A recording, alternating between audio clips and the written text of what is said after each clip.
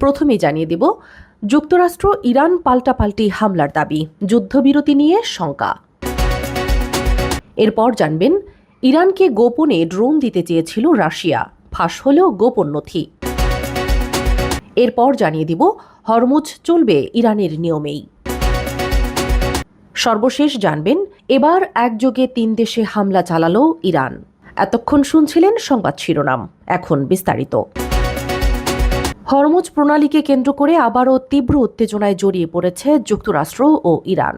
সাম্প্রতিক পাল্টাপাল্টি হামলার ঘটনায় দুই দেশের মধ্যকার ভঙ্গুর যুদ্ধবিরতি এখন চরম অনিশ্চয়তার মুখে। বৃহস্পতিবার ইরান দাবি করেছে তাদের একটি তেলবাহী ট্যাঙ্কারে মার্কিন বাহিনী প্রথম হামলা চালিয়ে যুদ্ধবিরতির শর্ত ভঙ্গ করেছে।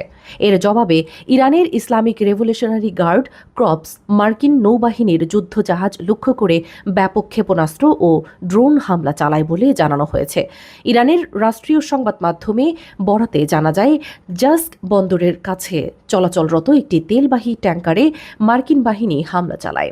হামলার ফলে ট্যাঙ্কারটিতে অগ্নিকাণ্ডের ঘটনা ঘটে এবং কয়েকজন নাবিক আহত হয় বলে দাবি তেহরানের। ইরানি কর্তৃপক্ষ অভিযোগ করেছে এটি ছিল একটি পরিকল্পিত সামরিক আগ্রাসন, যার মাধ্যমে যুক্তরাষ্ট্র ইচ্ছাকৃতভাবে আঞ্চলিক উত্তেজনা বাড়ানোর চেষ্টা করেছে। এই ঘটনার পরপরই আইআরজিসি নৌবাহিনী পাল্টা প্রতিক্রিয়া হিসেবে হরমুজ প্রণালী অতিক্রমকারী 3টি মার্কিন ডেস্ট্রয়ারকে লক্ষ্য করে একাধিক ব্যালিস্টিক ক্ষেপণাস্ত্র, ক্রুজ মিসাইল এবং বিস্ফোরকবাহী ড্রোন নিক্ষেপ করে।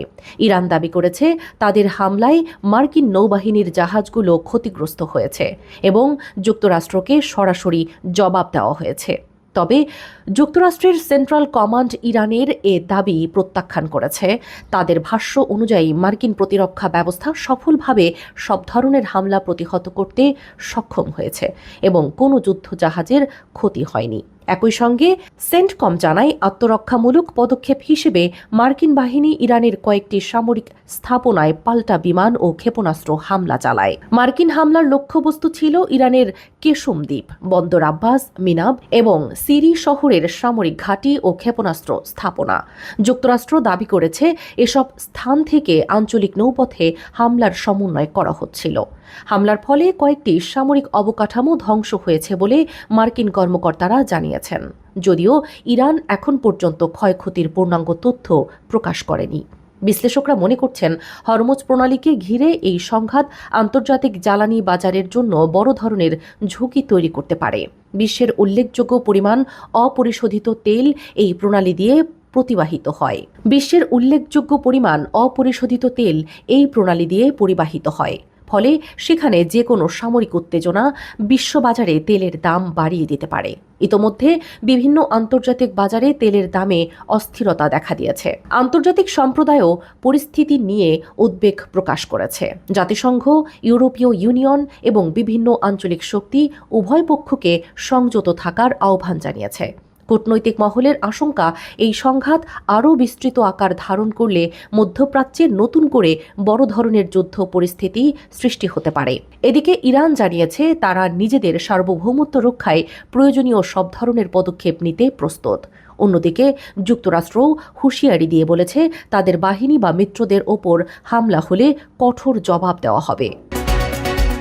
এরপর জানবেন, উত্তেজনার মধ্যে ইরানের ড্রোন সক্ষমতা নিয়ে নতুন করে আন্তর্জাতিক উদ্বেগ তৈরি হয়েছে। বিশেষ করে যুদ্ধক্ষেত্রে ইরানি ড্রোনের ক্রমবর্ধমান কার্যকারিতা ও বিধ্বংসী ক্ষমতার পেছনে রাশিয়ার সরাসরি সহায়তা রয়েছে কিনা তা নিয়ে জোরালো আলোচনা শুরু হয়েছে।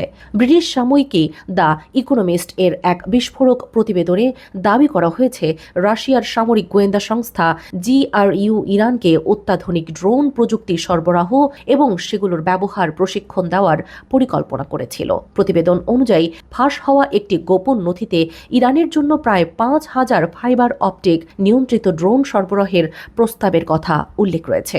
একই সঙ্গে সেখানে দূরপাল্লার স্যাটেলাইট নিয়ন্ত্রিত ড্রোন এবং সেগুলোর পরিচালনা ও যুদ্ধক্ষেত্রে ব্যবহারের জন্য বিশেষ প্রশিক্ষণের পরিকল্পনাও তুলে ধরা হয়েছে। বিশ্লেষকদের মতে এই ধরনের ড্রোন যুদ্ধের কৌশল ও বাস্তবতাকে সম্পূর্ণ বদলে দিতে সক্ষম। বিশেষজ্ঞরা বলছেন, ফাইবার অপটিক ড্রোন সাধারণ ড্রোনের তুলনায় অনেক বেশি বিপজ্জনক। কারণ প্রচলিত ড্রোনগুলো সাধারণত বেতার সিগন্যালের মাধ্যমে পরিচালিত হয়, যা ইলেকট্রনিক জ্যামিং বা সিগন্যাল ব্লক করে নিষ্ক্রিয় করা সম্ভব। কিন্তু ফাইবার অপটিক ড্রোন সরাসরি অপটিক্যাল কেবলের মাধ্যমে নিয়ন্ত্রিত হয়, ফলে শত্রুপক্ষ সহজে সিগন্যাল শনাক্ত করতে পারে না এবং জ্যাম করাও অত্যন্ত কঠিন হয়ে পড়ে। ইউক্রেন যুদ্ধেও এই প্রযুক্তি রাশিয়ার জন্য গুরুত্বপূর্ণ সুবিধা এনে দিয়েছিল বলে জানা গেছে।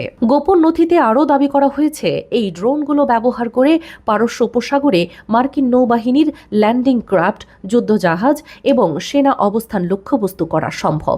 এমনকি একটি কৌশলগত ডায়াগ্রামে দেখানো হয়েছে কিভাবে দূরে নিরাপদ স্থানে অবস্থান করে একই সময়ে প্রায় 5 থেকে 6টি ড্রোন ব্যবহার করে সমন্বিত হামলা চালানো যেতে পারে। সামরিক বিশ্লেষকদের মতে এই ধরনের সোয়ার্ম অ্যাটাক ভবিষ্যতে যুদ্ধে অত্যন্ত কার্যকর ও ভয়ঙ্কর হয়ে উঠতে পারে। প্রতিবেদনে আরও উল্লেখ করা হয়েছে, রাশিয়া ইরানের জন্য স্টারলিংক নিয়ন্ত্রিত ড্রোন ব্যবহারের সম্ভাবনাও বিবেচনা করেছিল। ইউক্রেন যুদ্ধে রুশ বাহিনী যেভাবে দূর থেকে শত্রুপক্ষের আকাশ প্রতিরক্ষা ব্যবস্থা শনাক্ত ও ধ্বংস করেছে, সেই একই কৌশল মধ্যপ্রাচ্যে প্রয়োগের পরিকল্পনা ছিল বলে দাবি করা হয়েছে। বিশেষজ্ঞদের মতে, যদি এই প্রযুক্তি বাস্তবায়িত হয় তাহলে তা যুক্তরাষ্ট্র ও তার মিত্রদের জন্য বড় ধরনের নিরাপত্তা হুমকি তৈরি করতে পারে। এতদিন পর্যন্ত ধারণা করা হতো রাশিয়া কেবল গোয়েন্দা তথ্য বা কৌশলগত সহায়তার মাধ্যমে ইরানকে সহায়তা করছে, কিন্তু নতুন নথির তথ্য অনুযায়ী মস্কো সম্ভবত তেহরানকে সরাসরি অত্যাধুনিক সামরিক প্রযুক্তি ও অস্ত্র সরবরাহের পরিকল্পনাও করেছে। এটি সত্য হলে মধ্যপ্রাচ্যের সামরিক ভারসাম্যে বড় পরিবর্তন আসতে পারে বলে আশঙ্কা করেছেন বিশ্লেষকরা। নথির আরেকটি গুরুত্বপূর্ণ অংশে বলা হয়েছে, রাশিয়ায় অধ্যয়নরত প্রায় 10,000 ইরানি শিক্ষার্থীর মধ্যে থেকে সম্ভাব্য ড্রোন অপারেটরের নিয়োগ পরিকল্পনাও বিবেচনা করা হয়েছিল। ধারণা করা হচ্ছে প্রযুক্তিগতভাবে দক্ষ ও রুশ সামরিক কৌশলে প্রশিক্ষিত এই তরুণদের ভবিষ্যৎ ড্রোন যুদ্ধে কাজে লাগানোর চিন্তা ছিল। এরপর জানবেন, হরমুজ প্রণালী নিয়ে আবারও কঠোর অবস্থান নিয়েছে ইরান। দেশটির সামরিক ও রাজনৈতিক নেতৃত্ব স্পষ্ট বার্তা দিয়ে জানিয়েছে, হরমুজ প্রণালীতে নিরাপত্তা ও চলাচলের নিয়ম নির্ধারণে ইরানের ভূমিকা থাকবে প্রধান। হরমুজ চলবে ইরানের নিয়মেই, এমন বক্তব্য ঘিরে নতুন করে আন্তর্জাতিক অঙ্গনে আলোচনা শুরু হয়েছে। ইরানের ইসলামিক রেভলিউশনারি গার্ড ক্রপস জানিয়েছে, পারস্য উপসাগর ও হরমুজ প্রণালীর নিরাপত্তা নিশ্চিত করার পূর্ণ সক্ষমতা তাদের রয়েছে। তারা দাবি করেছে, বিদেশি শক্তির সামরিক উপস্থিতি এই অঞ্চলে অস্থিতিশীলতা তৈরি করছে। তাই নিজেদের নিরাপত্তা ও সার্বভৌম স্বার্থ রক্ষায় ইরান ভবিষ্যতেও কঠোর অবস্থান বজায় রাখবে। সাম্প্রতিক সময়ে যুক্তরাষ্ট্র ও ইরানের মধ্যে উত্তেজনা নতুন মাত্রা পেয়েছে। তেলবাহী জাহাজে হামলা, ড্রোন নজরদারি এবং পাল্টাপাল্টি সামরিক অভিযানের ঘটনায় হরমুজ প্রণালীকে ঘিরে উদ্বেগ বাড়ছে। বিশ্বের মোট জ্বালানি সরবরাহের একটি বড় অংশ এই গুরুত্বপূর্ণ নৌপথ দিয়ে পরিবাহিত হয়।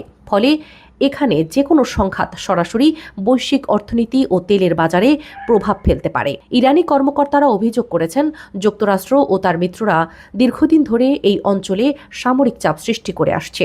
তাদের মতে, পশ্চিমা শক্তিগুলো পারস্য উপসাগরকে নিজেদের নিয়ন্ত্রণে রাখতে চাইলেও বাস্তবতা হলো এই অঞ্চলের ভৌগোলিক ও কৌশলগত অবস্থান ইরানকেই সবচেয়ে গুরুত্বপূর্ণ শক্তিতে পরিণত করেছে। বিশ্লেষকরা বলছেন, হরমুজ চলবে ইরানের নিয়মেই। এই ধরনের বক্তব্য শুধু রাজনৈতিক বার্তা নয়, বরং এটি শক্তি প্রদর্শনেরও অংশ। এর মাধ্যমে তেহরান বোঝাতে চাচ্ছে যে তারা প্রয়োজনে এই নৌপথে নিজেদের প্রভাব আরও বাড়াতে প্রস্তুত। একই সঙ্গে এটি যুক্তরাষ্ট্র ও পশ্চিমা দেশগুলোর প্রতি এক ধরনের সতর্ক সংকেত হিসেবেও দেখা হচ্ছে। এদিকে যুক্তরাষ্ট্রের পক্ষ থেকে বলা হয়েছে, হরমুজ প্রণালী আন্তর্জাতিক নৌপথ এবং সেখানে অবাধ চলাচল নিশ্চিত করতে তারা প্রতিশ্রুতিবদ্ধ। মার্কিন নৌবাহিনী ইতিমধ্যে ওই অঞ্চলে তাদের উপস্থিতি আরও জোরদার করেছে।